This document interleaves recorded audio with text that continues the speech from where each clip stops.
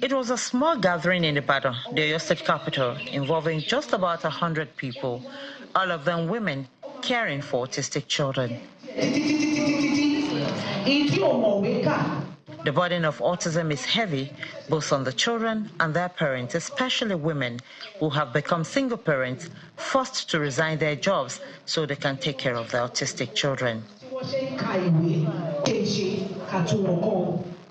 This advocacy program attempts to set a new tone for scaling up awareness on autism so more children and their parents can get help. Number 2, overlooking the sensory. This event, however, heralds hope as it hopes to stop the blame game from spouses, relatives, and society. These people, they need the help too from the government. The government, local government can come into these communities and help those children. See, no child should be left behind. Every child is gifted in their own way.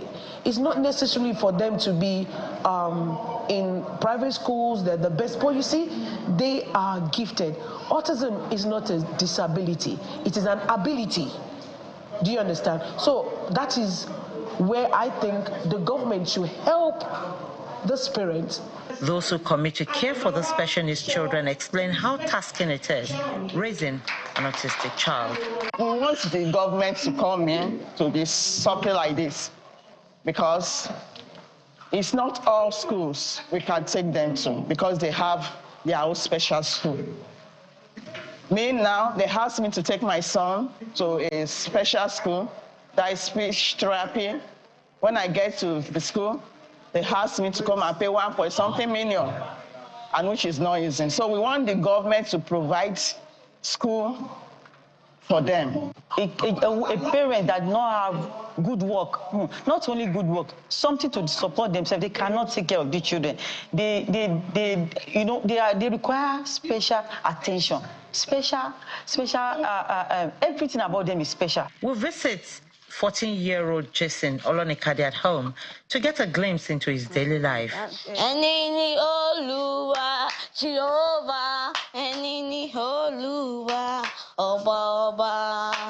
Raising an autistic child as a single parent is especially challenging financially, emotionally, and socially.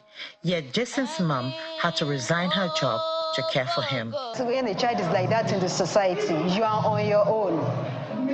Because the advice is start coming, you better go and drop this child somewhere, you better do this. Families going away. In fact, nobody understands him except me. So all they could do was, hello, how are you? How are you coping? Thank you, we are coping well. So, and he's a very lively child because he sings a lot. So sometimes when I'm down and kind of asking question, God, what do I do? He will just start singing, and the next thing is, these are sentences I know that he can put together properly. Singing songs, not just one song, songs, but he cannot make a sentence. Research among caregivers and parents shows that with love, therapy, and adherence to routine, autistic children can live relatively normal lives, become creatures of agreed habits, and lead disciplined lives. About 100,000 are being diagnosed yearly in Nigeria. It could be more.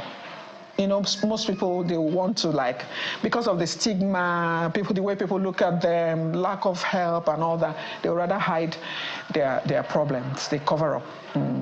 But with once they come to hospital, at least 100,000 per year. A lot of them didn't even understand what autism was all about. So we and my team decided to come into Ibadan, the rural communities, and then were able to teach them, train them, both parents and children, about autism. And then with doing this, it has reduced their frustration on how to deal with their children. With an estimated 230 out of every 10,000 children being autistic in Nigeria, medical experts are scared that the prevalence of autism in children is not reducing, with many yet to be diagnosed.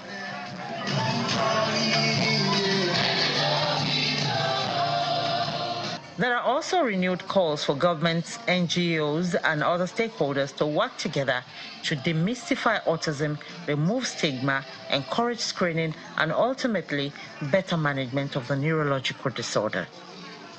Bukola Oriowo, Channels Television News.